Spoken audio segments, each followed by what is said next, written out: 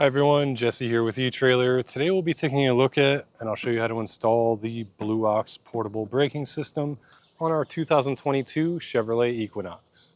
Here's what it will look like when it's in your vehicle. You'll see we have a clamp here that just wraps around the brake pedal. And then this backrest back here is actually adjustable, so this will fit many different vehicles. One thing you will need to purchase separately is the 12-volt outlet kit to power it. In the Equinox, there's no 12-volt outlet that will stay on all the time. And then we have our breakaway cable here. So here's just a look at how it works. Set up. It's going to run through its cycle. As you can see, it will push against the seat and then push the brake pedal down, allowing you to be able to stop. Included in the kit is this breakaway switch, which is here.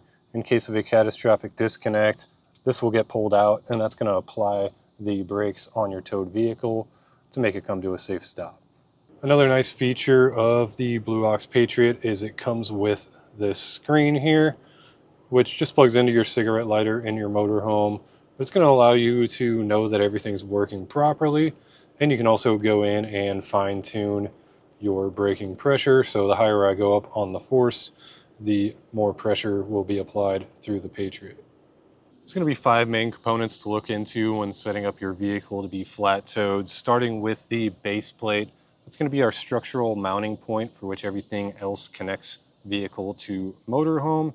And then we have our safety cables. These are here as a last resort in case of a catastrophic disconnect. Those will hold everything together and allow you to get safely to the side of the road. Then we have our braking system. That's here to allow you to not only rely on the motorhome's brakes, but also the vehicle that you're towing's brakes to help you come to a stop. Then we have our diode wiring. That's going to keep you safe and legal out there on the road by sending a signal from the taillights in your motorhome to the taillights in the towed vehicle to allow people to know what you're doing. So that means your turn signals, your taillights, and your brake lights will work correctly. And then we have the tow bar, which is just the physical link between the two. It connects from the base plate to the hitch on the motorhome to keep everything together. In my opinion, this is the best portable braking system that you can get for flat towing.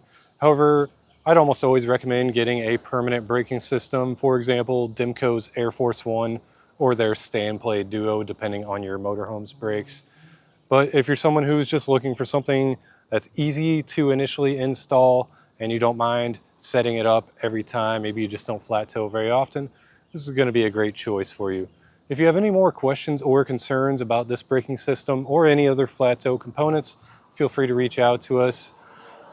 As for the installation, I said it's pretty easy initially. I feel like you could do it yourself. However, you're most likely installing other flat tow components at the same time, so it really gets to be a handful. If you're not looking to get that all set up yourself, check out our dealer locator. You can find someone local to you that would be happy to get it set up for you. If you are looking to see how this gets installed, then just follow along and I'll walk you through the process. Beginner installation, I like to find a mounting point for our breakaway switch, and with our eTrailer base plate, we have a nice little mounting area for 6-pole, which also has some holes for our breakaway switch, so I just bolted right up to that. And then from there, I'm just going to plug in our harness now. Get it plugged in, and then I like to run some electrical tape over it just to make that nice and secure. But once you have your breakaway switch mounted up, you'll want to route your wire up into the engine bay area. So just tuck it back behind everything. And then once I got everything ran, I realized I had a little bit of slack, so I'm just going to leave a loop down there. But we routed it around our battery, behind our brake fluid reservoir, and then tucked back there. It's going to be really hard to see. There is a rubber grommet that I carefully poked a hole through.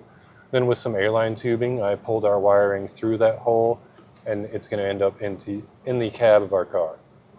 On the inside, the grommet's still going to be hard to see. I did have to cut a hole in some carpet to run my wires through. Because along with the breakaway switch wire, we'll also have to run a 12-volt outlet, so I ran them both at the same time. This 12-volt outlet kit is available at eTrailer. It's going to give us all-time power to our braking system because none of the outlets inside the vehicle will stay on after the car is turned off for a while. But here's our plug, we're ready to get our braking system situated in the vehicle and get it set up.